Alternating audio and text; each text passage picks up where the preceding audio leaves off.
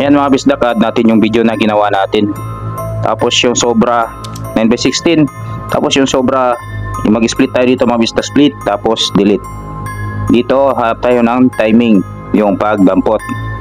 Kasi mag-a-add tayo dyan ng video, add overlay, add photo, ayan. Tapos yan, splice, filter. Tapos sakto lang sa kamay natin. Tapos mag-add tayo ng keyframe sa taas mga bisdak. Tapos drag lang natin yan. Ayan, mag-add tayo ng keyframe dyan. Diyan tayo mag-split. Split muna natin. Tapos add keyframe. Tapos drag lang natin yung video. Sundan lang natin yung kamay. Ayan o. Ganyan lang. Tapos pag sobra, delete natin yan. Split. Diyan, pwede na tayo mag-split. Ayan o, split. Tapos delete yung sobra. Tapos dito mga bisdak, mag-add tayo ng night sky. Ayan. Night sky. Search lang natin. And night sky. Yung may moon. Ayan, click natin yan.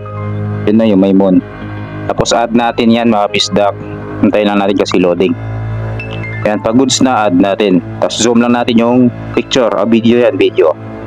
Tapos gamitan natin yung mask. Para mask. Horizontal.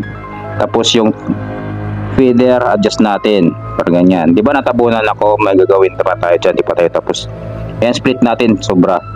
Tapos adjust natin yung speed mga bisdak. Yan, tapos pag sobra pa rin, drag lang natin para pumantay. Yan mga bisdak, i-duplicate natin yan. Tapos pag na-duplicate, hanapin natin overlay, baba natin. Tapos remove background. Remove background, comma, create. Tapos ayan, adjust na lang, tutok nyo lang sa screen. Sa inyo yan kung ano, ayan o, dapat maganda yung kuha. Yan, kahit halatang edited, basta may idea kayo kung paano mag-edit. May pang-upload na tayo sa Ting Reels. Sa mga nagre-reels dyan. O diba? Okay na, diba? Good. Yan mga bisdak. Mga bisdak, adjust natin yung ayan, adjust. Tapos yung brightness, baba natin para dumilim. Contrast, baba natin. Lahat yan, adjust natin para dumilim yung video natin mga bisdak. Mga isa pag goods na, pag gusto niya yung ganyan kadilim, check lang natin yung sa taas. Tapos ready to export na, may pang-upload na tayo sa Reels. Diba yan? Yan ang website. Maraming salamat. Siyempre huwag kalimutan yung mag-subscribe. Tapos pindutin yung bell icon.